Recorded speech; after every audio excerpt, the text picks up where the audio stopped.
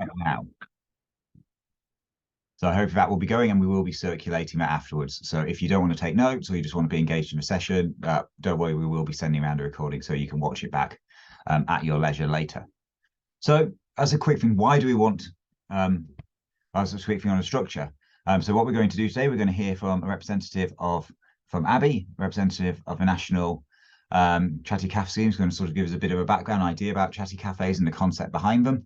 We're going to hear from two volunteers in John and Gazella, who are going to sort of give us a bit of an on-the-ground experience and sort of about how they do the top tips, how they've sort of reached out to people. So hopefully that will be really useful for all of you with your schemes, if you're interested in running a scheme in the future or running a Chatty Cafe.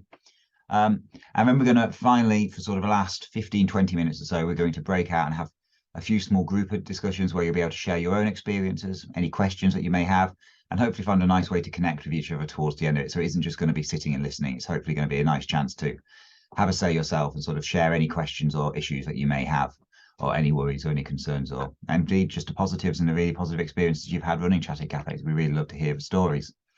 So we're doing this as part of a Great Winter Get Together. That's an initiative which we run as the Joe Cox Foundation. We've been running the Great Winter Get Together for the last 5 or 6 years now. Jo was before she was murdered, Jo was one of the first MPs to really look at loneliness as an issue and really try and get it onto the national agenda. She was a lonely young person herself. She was very aware of the impacts of loneliness, and she sort of famously said in one of her first speeches that she didn't want to live in a country where there were millions of people sort of alone and untouched by the rest of us and forgotten by the rest of society. And she really worked hard to try and make sure that loneliness was established as an issue. And after her death, things like the Joe Cox Loneliness Commission and other initiatives all sort of came out of her work. And this is one of them. So every year we run the Great Winter Get Together at sort of what is the coldest and often loneliest time of year. We try and bring together different organisations around the country which work on loneliness to really try and do a focus on it. We've had over 1,000 events run as part of the Great Winter Get Together this year, and it's been fantastic to see people really reach out and try and reach out to others and sort of add those social connections that we all need. We are aware, however, there's still a lot of challenges in the country around loneliness, and everything that you do with Chatty Cafes are a huge part of combating them. But we do have 11% of people in the country are chronically lonely at any given time. And around 40% of people, we did some research this winter, around 40% of people saying they are feeling more lonely or they can't afford their usual social connections because of the cost of living crisis. So we are seeing a real impact from that as well. It's starting to drive up the levels of loneliness, which makes it ever more important when things like the Chatty Cafe Scheme exist and sort of keep connecting people. That's probably enough from my side of things. So I'm now going to pass over to Abby, who will hopefully introduce the Chatty Cafe Scheme more generally. Yeah, thank you, James, and thanks so much to everyone for joining today and for being here. So my name's Abby. I'm the operations manager at the Chatty Cafe Scheme. I know in the audience here, I understand we've got a mix of venue staff and also Chatty table volunteers. So many of you might already have an understanding of the Chatty Cafe Scheme. So within this overview, I won't go into too much detail, but I'll just, and then after my intro, I'll then pass on to Gisella and John. We're very lucky, like James said, we've got two wonderful Chatty table volunteers here to share their experience and their stories. So in terms of background, so the Chatty Cafe Scheme started in 2019 as an initiative to try to reduce loneliness.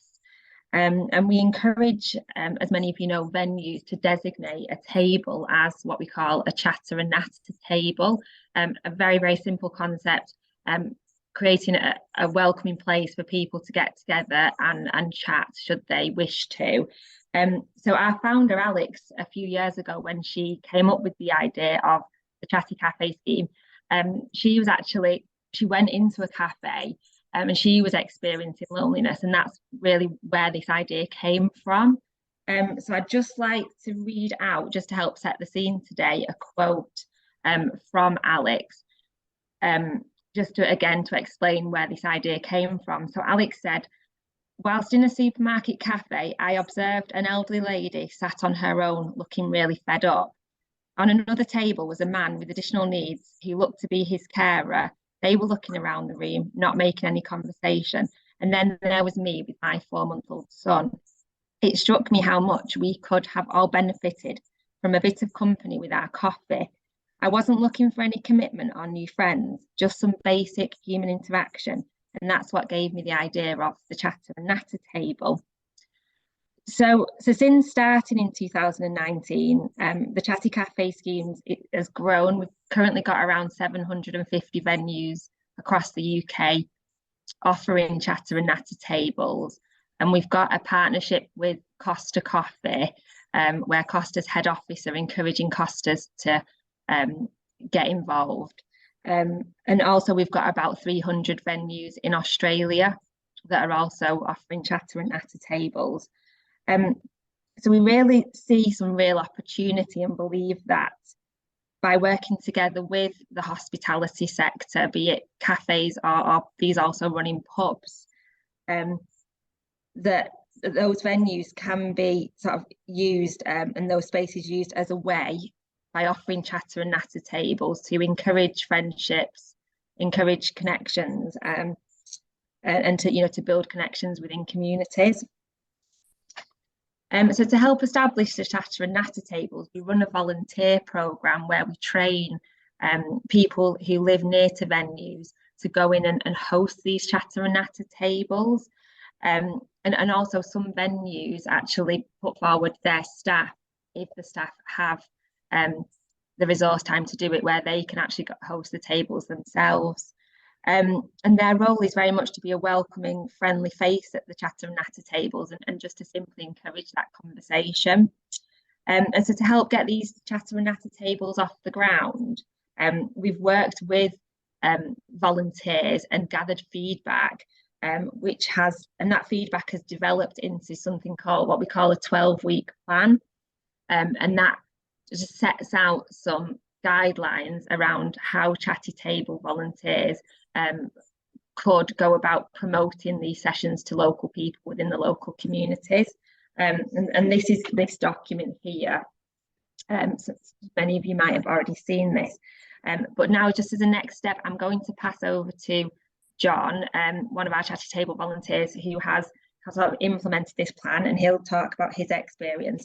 And then he'll pass over to Gisela, who will talk again about her experience, but around some of the people that she's met through carrying out this role and the experiences that have been had.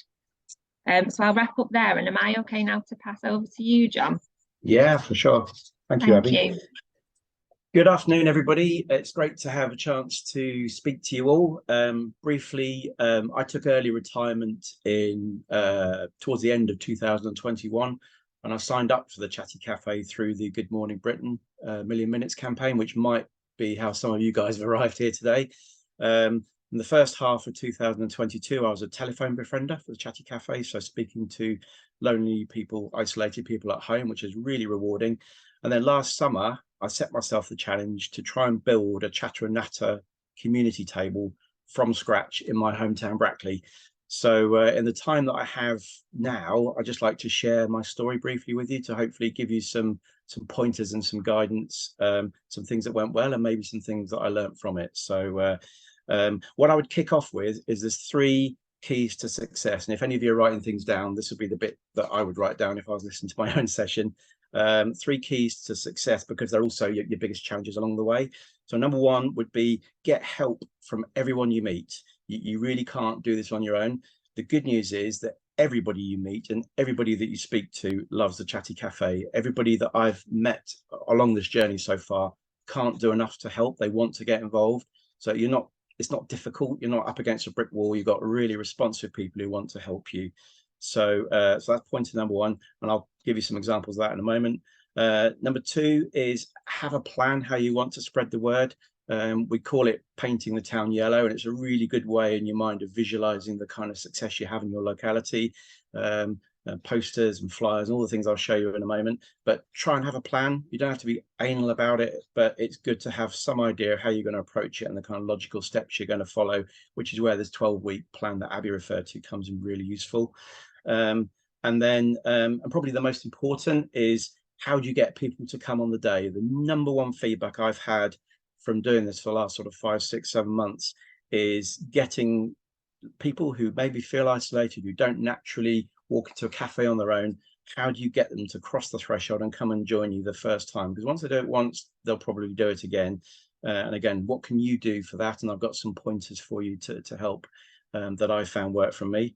So the 12-week plan, don't let that put you off. It's a guide. It's not the law. It's not the only way to succeed. It's a lot of information, but it's really useful. And it's come from people like me and Gisela who've actually set up tables successfully. So it should give you a really good introduction and guidance and some sort of structure to follow as you go. So what did I do? So the first thing I did was to find the right venue. I can't stress the importance of that enough. Review the town where you live. Where do you like to go? Where's popular? Because if somewhere's popular, chances are this will take off better. Does it have easy access? So can people, perhaps with mobility issues, comfortably get into the location? Is there car parking? Because in the winter, people don't necessarily want to walk far. So just practical things like that. And then when you go to this venue that you choose, try and get to see the business owner. Generally, if the owner buys into what you're doing and supports it, the staff will follow. I did waste a little bit of time initially with talking to very nice staff who were keen, but didn't have the ability to say, yes, we're going to do it. So my own, the lounge that I do my weekly chatter and natter sessions, they now do social media posts for me. All the staff are involved and they've become a part of the chatter and Chatty Cafe in the town, but it takes a little while to get there. So make sure you get the venue right. Secondly, and again, from experience, one of the most important things to do is set the day and the time that you're going to run your chatter and natter session and stick to it through all of your promotion, through all of the time that you're running it. Keep it to the same time because people need to trust the time and when it's going to be. And if you're using social media to promote it, which I'll talk about in a moment, they really need to trust that that time works. So agree it with the venue. I picked 3 till 5 on a Thursday because he didn't want the venue to encroach over lunch. Thursday is one of the quieter days. So that's when we put in place and it's worked really, really well. So let the venue guide you as the best time to run your session. I do 2 hours. Some people do 1 hour. Again, there's no rules, there's no law. It's whatever works for you and your location. So that's the date and the time. Probably the hardest or the most work you'll get is building awareness of what you're doing. And there are 2 tiers to this as I see it, very separate tiers, but picking up as much of your local population as you can. The easiest one to do is through social media and more especially Facebook. So what did I do? I joined all the local groups in Brackley that I could find, and I posted frequently right from day one. Generally speaking, the day before I run a session and the day after. The one before promoting it, making awareness that people want to come, and then the one after showing what a success it was. Keep all your messaging positive, upbeat, success. People like to be a part of things that look like they're fun and look like they're good. 5 months on, I'm really happy now that with lots and lots of pushing on Facebook, it's become a brand in the town. Nearly everywhere I go now, if you mention Chatty Cafe, people are aware of it because subliminally it's been going in through all the different groups. And I've just set up also my own Facebook group called the Chatty Cafe Brackley, and gradually we're getting regular members of the Chatter and Natter sessions are joining this group. So it's starting to grow. Got about 50 members now. And that will become something that I use more proactively down the line.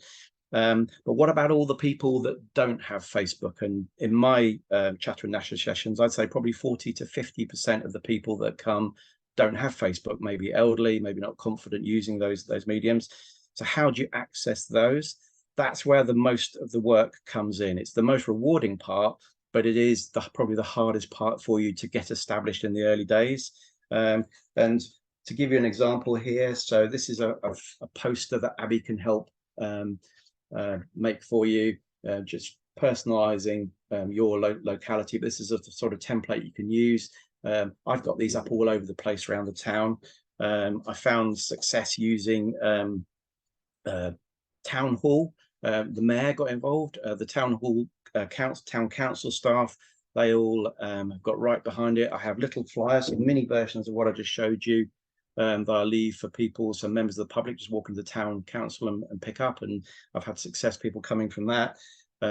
You can go to hairdressers, most glaringly obvious thing to do, but hairdressers have very close relationships with their customers, so they know the people that are vulnerable and lonely and maybe new to the town and whatever criteria.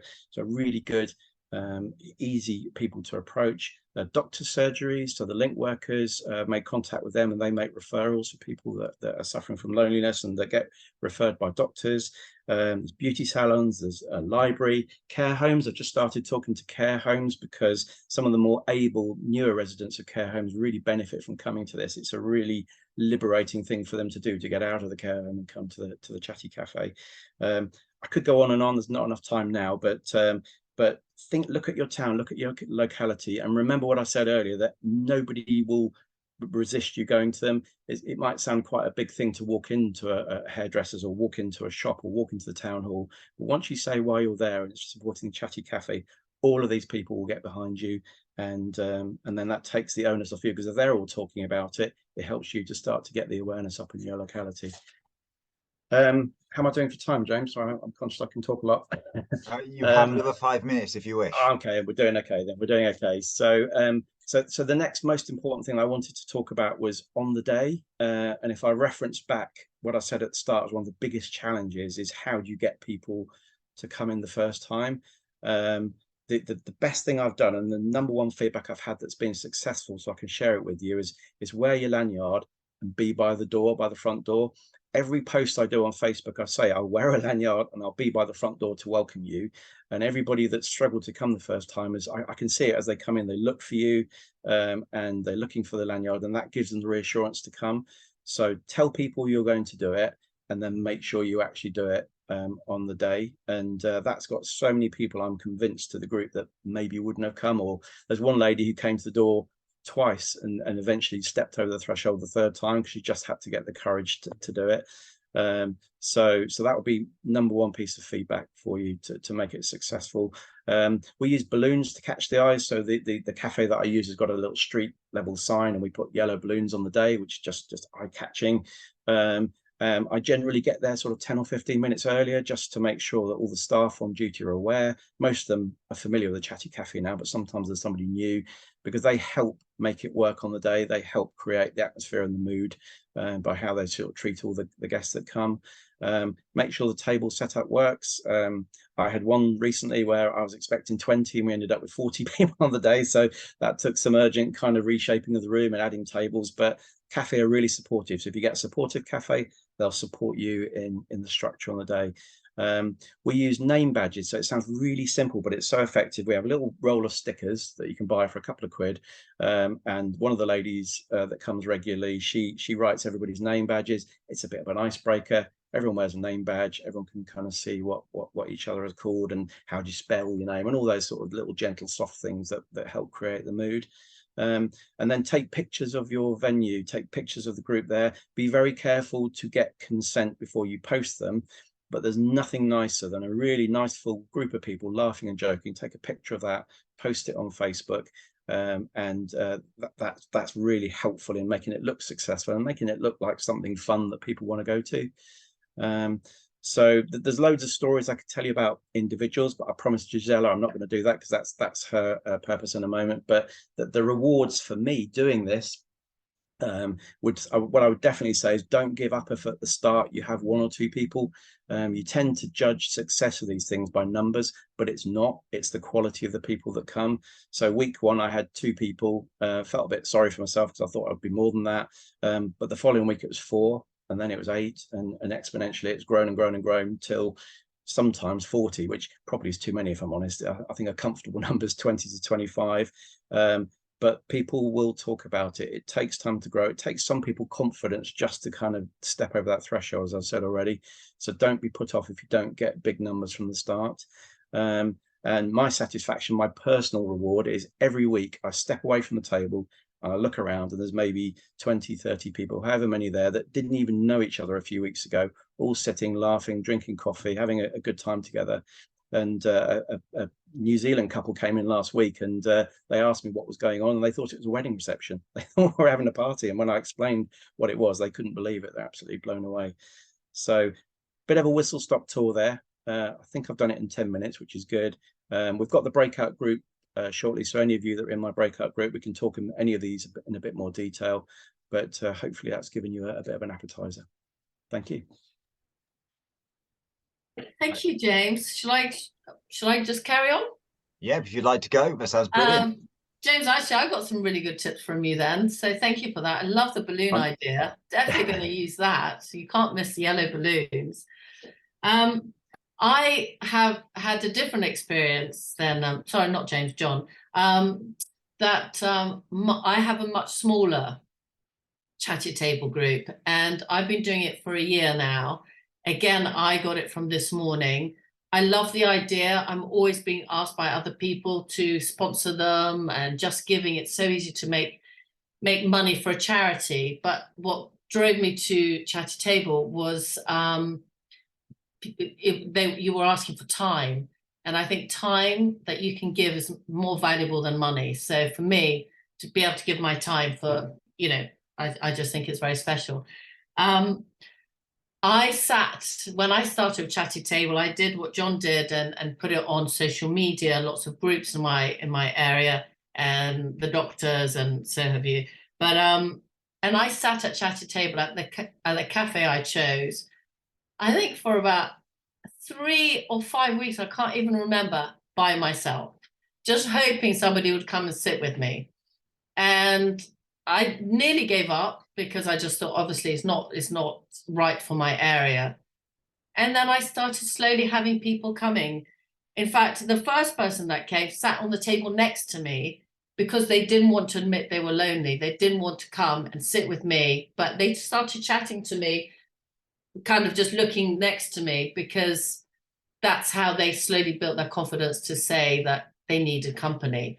Being lonely, I feel it's not something that people are very they don't find it easy to admit to. So it started slowly with me, but now I've got a really lovely group. I've only had 2 people for most of the year, and then I've had people coming and going. But the 2 people that I have really rely on it. They really rely on it, and they both say that it's really helped them through kind of dark, difficult times of their lives. The first person I had coming to join me was a lady who had put on loads of weight, and she hadn't left her house throughout lockdown. And coming to Chatty Table was the first time she left the house, which I find, you know, extraordinary. But she loved coming to Chatty Table, and it slowly gave her the confidence. And then she stopped coming.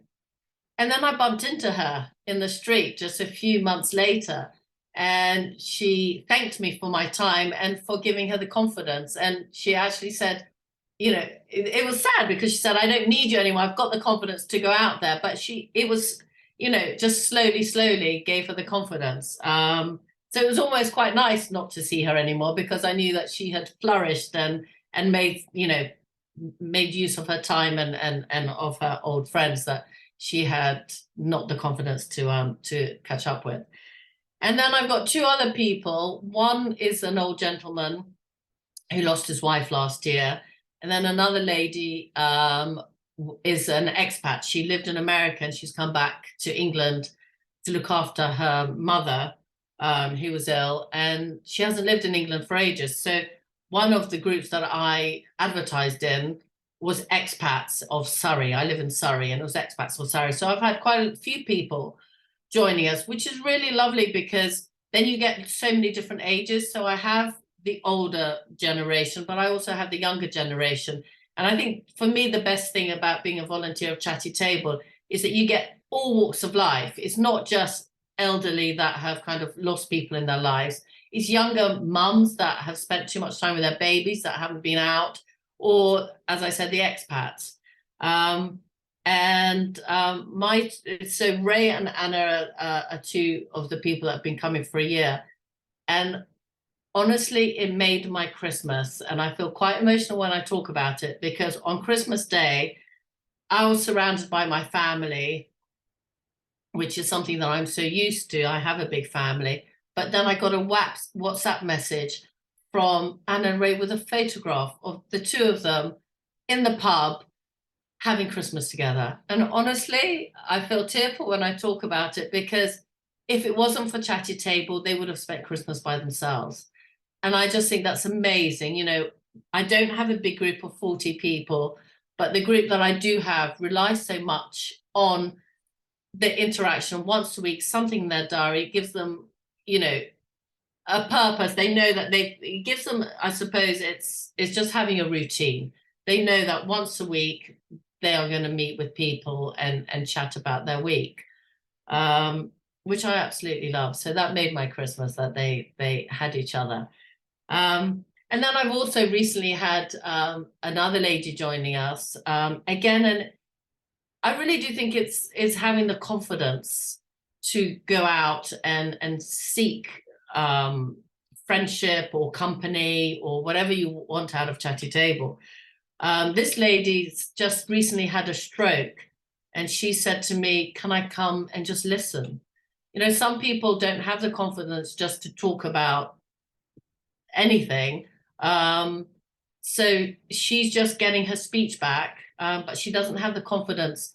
Obviously, she's got a history with friends that know her. Funnily enough, actually, they know her with an Irish accent. And because she lost her speech and she's starting to talk again, she's learning how to speak again. So she's lost her accent. She's now got a kind of no accent, really, but she's lost her Irish accent. She feels she's lost herself. But so she comes to Chatty Table to listen, and she joins in when she wants to, but she just likes sitting there and listening. And I think that's what Chatty Table, though it's in the name Chatty Table and we all chat, it's also sometimes nice to listen to other people, and everyone has a story to tell. So what I would say is, yeah, it is great to chat, but it's also great to listen. And she's built her confidence, and she's joining in more and more in the group with talking, but it started off all by listening. I've even got one lady who was an X Factor judge in South America, and she's come over. You would have thought, you know, a celebrity. She's come over. She doesn't know anybody in England, and it's given her a sense of community, feeling part of the community. And I think that's such an important thing for Chatty Table, to feel, you know, and I live on the outskirts of London, so it's quite a busy part of town. It's not, you know, in a small village somewhere. So it's harder to feel part of a community when you live in a bigger town. And Chatty Table has kind of created a small community, and to be part of a community, I think, is just a friendly kind of atmosphere to be in. So yeah, I get people from all walks of life. Sometimes when it's a smaller group, I don't know if, John, you would agree with me, but sometimes you can run out of conversation. So I've sometimes brought, you know, you get these games on table talk. Sometimes that helps, but sometimes someone will spark up a conversation. But if they don't, I do always have a table talk game in my handbag, just in case. And also that kind of breaks barriers. The only thing I would say that I was caught up with that once, because I passed this box of conversation starters around the table, and one question, which one of my people read, was, how many texts do you get a week? I'm a mum of two, and my kids teenagers, they always need me. There's always, like, you know, what can I have for dinner kind of chat on my WhatsApp group, my family WhatsApp group. So my phone rings a lot. I obviously put it on silent when I'm on Chatty Table, so they're not aware of it. And one of the questions was, how many texts do you get a week? And that was really difficult, because a lot of people said they don't get any texts. And for me, that is unheard of, being a mum and having, you know, quite a busy social life, I must say. And I was shocked by that. And I think we hear about people that are lonely or that don't have anybody, but I know it's something just so modern, really, today. But not to have one text a week, I was shocked. So what I would say is, have a look through the cards, have a look through the questions before you hand them around, because I found that quite difficult, because I didn't want to say I got too many. But it's a lovely group, and everyone relies on each other now in a nice way, because they meet each other. I also have just got a new job, so I don't have as much time as I would like to give. But they also meet for walks. They started their own community. So So it's what you can give, but I don't do what John does. I only give an hour, but it's an hour that I look forward to. It's an hour that they look forward to.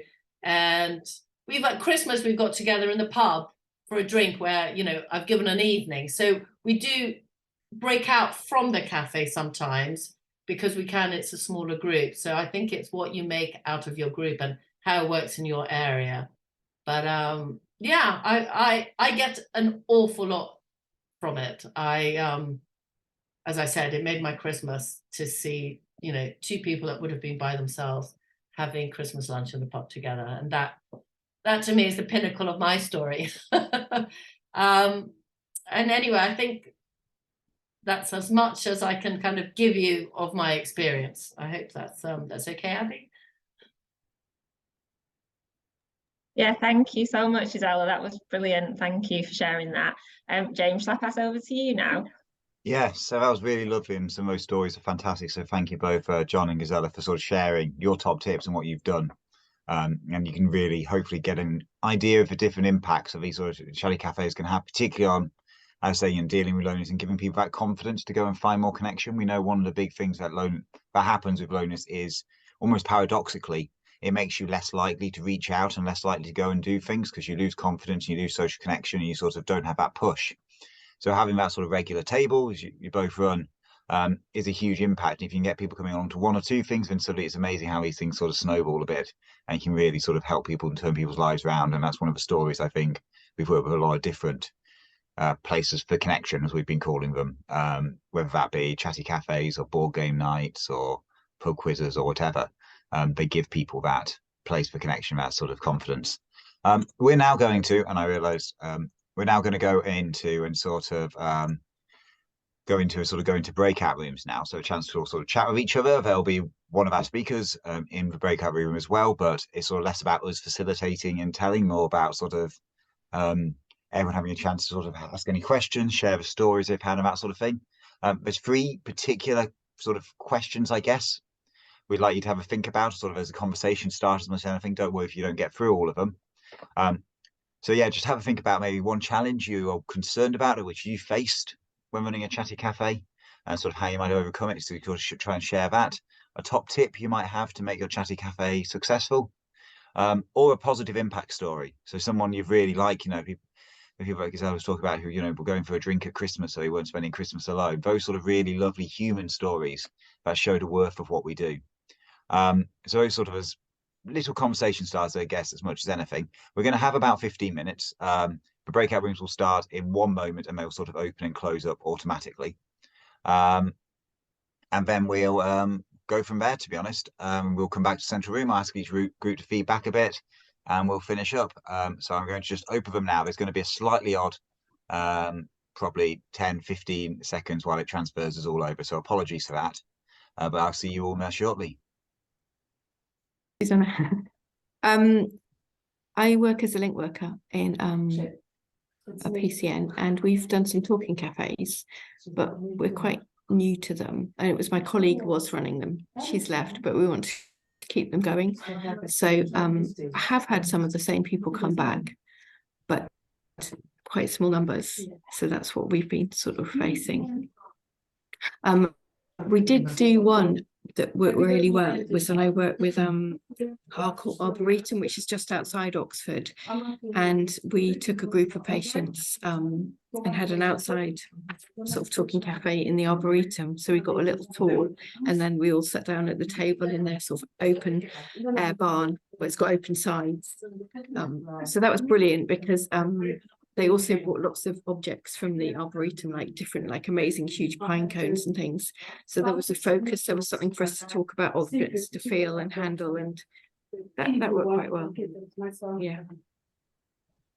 I can imagine that, like, it worked well to have that environment, first of all, and then the stimulation of everything around and the objects, because but I don't run one, and I've not, my shame, never sort of taken part in one, but I can imagine it might be quite intimidating to try and start up a conversation with a stranger without a prompt, without well, the prompt is like, we're both here at a chatty cafe, and because we want someone to talk to, but that's kind of then where do you go from there? That's quite tricky.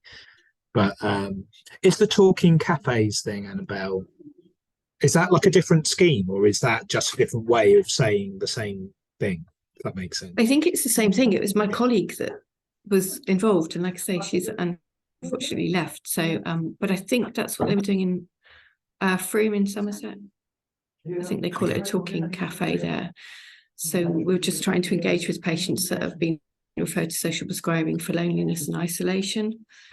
And actually took quite an interesting diverse group when we went to the Arboretum. It was quite a big thing to organise, but had very different people. But I'm really sorry I missed the start of the presentation because I was meeting with someone from Turning Point, so I'm sorry. So I might not have quite the right end of the stick. It might be different, but it sounds very similar. And yeah, engaging more people is what we're always keen to do. It was interesting, wasn't it, hearing John and Gisela both. I think Gisela in particular was like, numbers don't matter so much. Like we do often with these things, we think maybe this isn't working if the numbers are low, but actually, if it's if hearing from her massively impacted two people's lives very dramatically, that must have made her feel like, well, every moment was worth it, to be honest, regardless of the numbers. Like that's just amazing. I am wondering, and hi, I see James has joined us. I don't know if you know James, or if any of you other guys know. I'm interested in if Chatty Cafe Scheme have any way of like communicating with volunteers to monitor the use, either in terms of the numbers or the impact of it, like how it's going. Because I partly say that because I live in a village in Shropshire, and there is a cafe and there is a Chatty Cafe table, and I don't really see anyone sitting on it, and there's a little sign there, and I often go in and sit for a bit, and no one really comes in, and I think, and that's probably partly down to lack of promotion of it. But I also wonder, well, that would be interesting probably to feed that back up to Chatty Cafe, and they could then think, well, they might need a bit of extra help to know how to use these resources or what to do about it, because there will be lonely people in the village. I think one of the things that came through for me when I was hearing John and Gisela speak is, and I apologise, my camera keeps glitching out horribly. So I do apologise for that. Some Zoom link does not like my computer, it appears. But one of the things that really came through to me from what they were saying is how important that personal touch is and that commitment to sort of being there week after week and reaching out. And I'm wondering I don't know from a Chatty Cafe perspective, what their monitoring evaluation structure and all that sort of thing is. But what I did really get from their speech, and also from other initiatives I know that sort of tackle loneliness, is that personal touch is really vital, and that person who'll be there week after week who actually do the reaching out and be a friendly face. Pretty much every initiative I know, whether that be, there's a fantastic charity called Wolfpack in Nottingham who I was doing some case studies with. And very, very much actually is having a guy called Damien there. And he said for 2 years he'd turn up and he was faced with young people, and there'd be 2 young people, 3 young people turn up, and it'd just be him. And sometimes it'd just be him on his own, and he'd sit sort of waiting for a couple of hours. Now he's got this fantastic thing where they do 10, 12 events a week. They've got various local businesses involved. They've got all this stuff going on, but it's taken him 6 years, and it's taken him to be that commitment and that personal touch. And I think that does matter, because if people know there's a friendly face and they can go along, because for a lot of people they might go once every 3 weeks, but they knew he was going to be there and they knew who he was and that he would be open and lovely and have a chat. And they then brought a friend who brought a friend, and now he doesn't need to be. But yeah, it was one of the things that really came through to me. Personal touch and massive determination and persistence. Yes. And kind of a resilience, really. That's really interesting. I think also it helps to have a set time of the week that is your Chatty Cafe table. As in, we could have a table in our coffee shop every single day of the week that could be called the Chatty Cafe table, I just don't think people assist it unless there's somebody already there waiting to have conversations with people. So that's why we targeted just Monday mornings, thinking that after the weekend, people might feel a bit fed up with having been on their own for the whole weekend and might want to come in. Yeah, I don't know. That seems to be our experience. I mean, we're a community cafe anyway, so we do get people in all the way through the week. But that's a good time to have somebody who is there just specifically to talk to people. How did you pick that sort of time? Was it because it's a quieter period, or one where you thought it'd be nice to start the week, or? Yeah, it's not quite a period. We actually run. We're part of a church, and so I run a parent toddler group that day, and we've always done it on a Monday for the same reason that actually it's really hard when your partners go back to work and you're on your own with small children. And we thought the same with the whole loneliness and social isolation. Actually, if you spent the whole weekend not seeing anyone because everything's closed or whatever it might be, we thought actually that might be a really good way to start the week, having at least had a conversation with somebody. We should really do it on Tuesday. That's our quietest day. But no, that's a really good point of thinking that through. And actually, it is the loneliest day. But if you're particularly if you're targeting families, that's a really hard day, isn't it? Yeah. One of the initiatives I know of does it on a Friday night, because they're very aware that for a lot of people, they see people at work all day. They're really aware in their village area they're based in, that they see people at work, and then they get to weekend and they don't have a huge amount there. If that makes sense. And so therefore having something on a Friday night, which always is quite a disappointing night for people in some ways, everyone's out and I'm sort of at home, that FOMO thing, you put your kids to bed and suddenly it's just you. So they do sort of a social meetup for drinks or to play a board game or whatever on a Friday night, because in their view it was that sort of night where people need something that's open, because you can feel a bit left out, if that makes sense. Yeah, and I think also nowadays people work at home so much more, don't they, and on Zoom, and actually that isn't the same kind of social interaction. I mean, it's very useful because we can all network, but actually it doesn't have that same kind of face-to-face, in-person interaction, does it? Yeah. We've tried in our talking cafe, one of them, with a local group that does a community lunch once a month, so people can come to the cafe and just come and have a cup of tea. But if they want, a group of us will walk over to where the lunch is, and it's a pay-as-you-feel lunch. So it's quite nice because we're teaming up with another local organisation as well. So that's worked quite well actually. If people have that in their areas. Have you found that like finance is a barrier for that though? That certain people wouldn't take that up? It's a pay-as-you-feel lunch, so yeah, so that's how they do. And there was an element at one point because you could pay as you feel, and there was a card machine, so that was a bit awkward. So we sort of fed that back. That's awkward. So people can so they've changed it and they're very sort of casual now. You can either just say what anything, or I've just got 50p with me or whatever. Do you know what I mean? They've changed how they were asking for donations. Yeah. Those ones are really nice actually ways of doing it, because we know cost of living stuff research we've done, it is becoming a real barrier more and more. So those sort of community lunches, if they can be pay as you feel or Jacob's joins or however you're going to do them, are really key. Food's a brilliant way to bring people together as well. Yeah, and they're an organisation called Waste to Taste, and so they do so they're really good, and they are turning food that would be sort of thrown away to meals as well. So it's quite but they have a cafe all week and we can introduce people to that as well. Yeah, it's just always trying to get people to know what's in their area, I think, as well.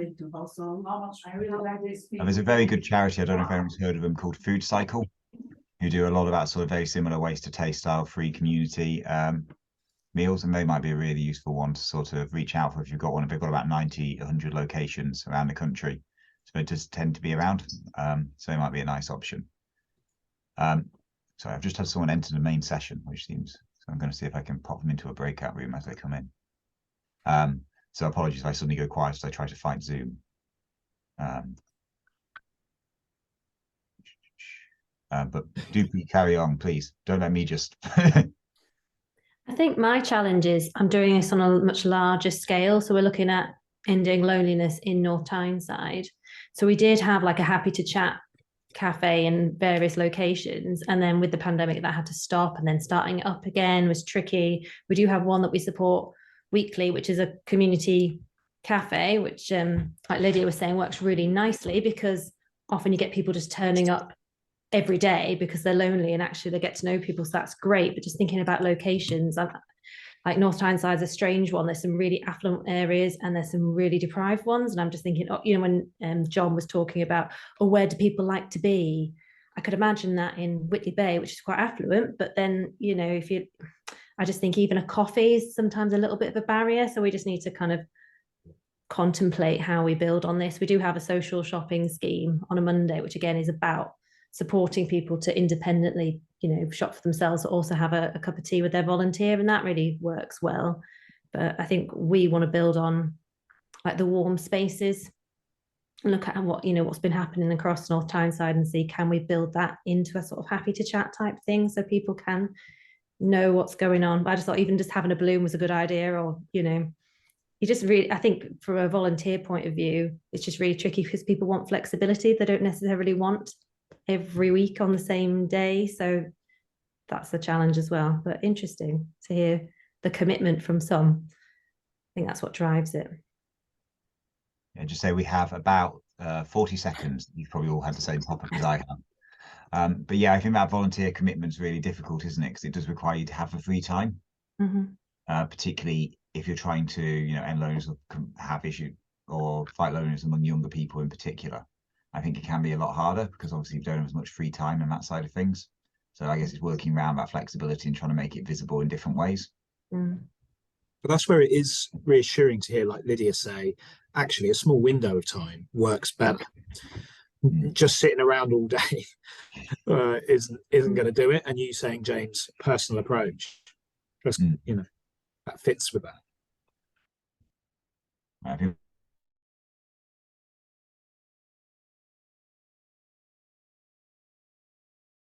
yeah, I hope everyone found that a really useful session and a good chance to chat and sort of discuss with other people sort of from across the country who are trying to look at similar things to you as well. We're just going to quickly go around some of the groups and just get a bit of feedback, I think, partly for the recording so we can capture them all, but also because hopefully a really useful conversation. We're really interested to hear about what you discussed and any top tips or any challenges or any sort of themes that really came out from your discussions. So from the first group, Abby, are you able to sort of feedback quickly? Yeah, thank you. I think that the biggest challenge that came out of our group was the reality of like it's fairly straightforward signing up to be a chatty table volunteer, but the reality of actually going into that cafe on your own as a volunteer and sitting there potentially for, you know, especially like what happened with Gisella, 4 or 5 weeks with no one coming in and kind of being able to carry on going. And I think that is, you know, such a valid concern. And I think the feedback was a mix of like, whilst it's exciting, it's also absolutely terrifying. And just, you know, just getting out of your comfort zone really to do that. I don't know, does anyone else from Group 1 want to add anything to that? I was just going to say about the cash thing. I really like the idea of working with the cafe, maybe so that they can support the price of the drinks in some way. So it just makes it a little bit more open for people who might struggle to pay £2.35 or £2.50 or whatever for a cup of coffee. Having that discussion with the cafe, I think is a really good idea. Yeah, so that was something else around whether it could be a barrier to go in for people, the fact that they have to pay full price, and how in some instances local businesses have donated towards covering the cost of drinks. Okay, thank you.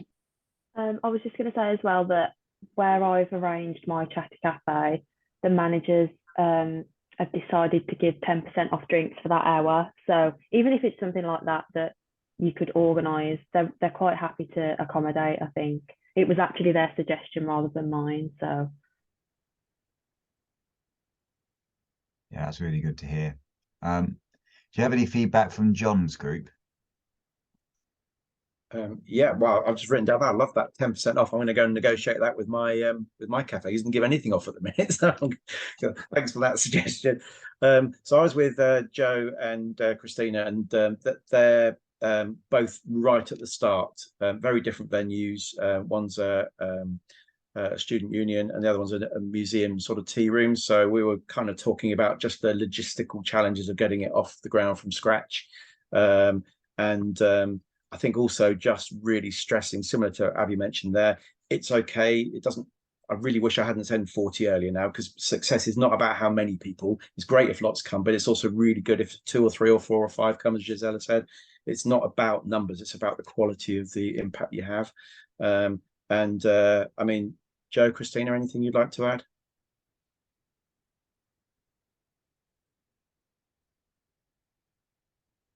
I see him on the screen. No. So yeah, it was all about the startup, the practicals that we talked about. It's all very well to have the chatter and natter table with the yellow signs, but it really does have power to have volunteers there, just to kind of make it feel like something. Just having the table and the tags is not enough. You need someone to kind of bring it to life. And they were both talking about ideas, and I think Joe in the museum had a couple of volunteers that were quite keen to get involved. So yeah, it was a good practical startup chat. Yeah, sounds really good. Gisela, did you have anything from your group? We were mainly talking about how to start setting up. In my group, everyone was just about to start setting up, and just a suggestion is that it does take a while, as I previously said. So sometimes it's good to have a date. So even if you're not starting until March, do put starting in March. So at least people would start talking about it in your community, start hearing about it, and then they've got that date in their diary.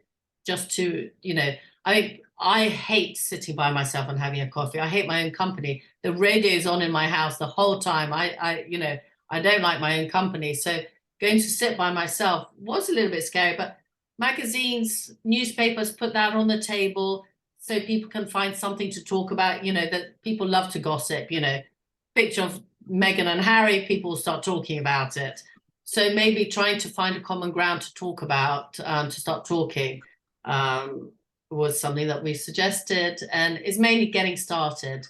So even if you're not ready to start next week, but not for a few weeks, it's worth starting the advertising early and just put a date, I'll be starting from, 14th of February or something, just to give you that kind of pre-warning, and hopefully that will give you a better chance of getting more people to begin with. I really agree with that, Gisela. I think I said earlier in my pitch that get a date and a time that's consistent and keep reinforcing it. I did lead in with about 3 or 4 weeks lead in, saying it. So it was almost like teaser emails on Facebook. We're going to be starting this on this date, and sort of 2 or 3 weeks before, just mentioning it was coming. But even then, on day one, I had 2 people, and one of them was the mayor. I actually invited the mayor to come to the opening, and it was basically me and the mayor. but just by posting that on Facebook afterwards, it's like, mayor was there, and it just grows. So stress again to everybody, don't be intimidated if you have 1 or 2. And if you do have 1 or 2, as Gisela really well articulated earlier, that's still worth it. If you're adding value to one person who feels less lonely as a consequence of anything anybody on here does, it's worth it. The one thing I would add to that, John, is also that a lot of people that I have experienced don't like to admit they're lonely. So when I've put on everything on my Facebook group, I've never said, if you're lonely, come and chat. It's always good to chat. I've always put my advertisement on the kind of the community Facebook group or in the doctors, whatever. But it's good to talk. Always with a positive note, never a negative note. So I feel that people don't like to admit they're lonely, and they don't like to come and sit because they're lonely, but they do like to come and sit and just have a chat. And that's what I've kind of built on. Just quickly from our group, I think we had similar discussions in many ways, but really emphasized the personal touch side of things and the value that adds, and sort of both having someone there and having someone there regularly, and how sort of that commitment and people knowing at least one person who's going to be there, so it sort of brings people back, is really, really important. I think the other thing that came out was the challenge of cost a little bit as well, particularly at the moment, and sort of ways to which to try and both alleviate that and make people feel comfortable, which you've sort of discussed as well. I am very aware we're running very close to time now. So I'm going to sort of cut us a little bit short there. I know there's a lot more we could discuss and a lot more we could go into, but I'm hoping this proved a really useful session for everyone. I know it certainly did for myself. and it certainly did. It certainly did for myself, and it certainly has been a really interesting thing to learn about. And there's lots of top tips to sort of things which I do, which may not be chatter and natter cables, but are sort of community organising. So I just wanted to say thank you for everyone for coming today. We will be circulating a little monitoring evaluation form a bit later on. So if you could put any feedback or thoughts you have on the session in that, we'd love to hear them. We'll also circulate the recording if you want to go back and look again or share with anyone else. But thank you all for your time, and particularly thank you very much to Gisela, to John, and to Abby for their speaking and sort of all their insights. It's been really brilliant. So thank you all. Yeah, thanks guys. Yeah, and same. So thanks James and everyone else, and thanks for coming, Gisela and John. Okay. Thank you. Thank you. Enjoy the rest of your Thank you. afternoon.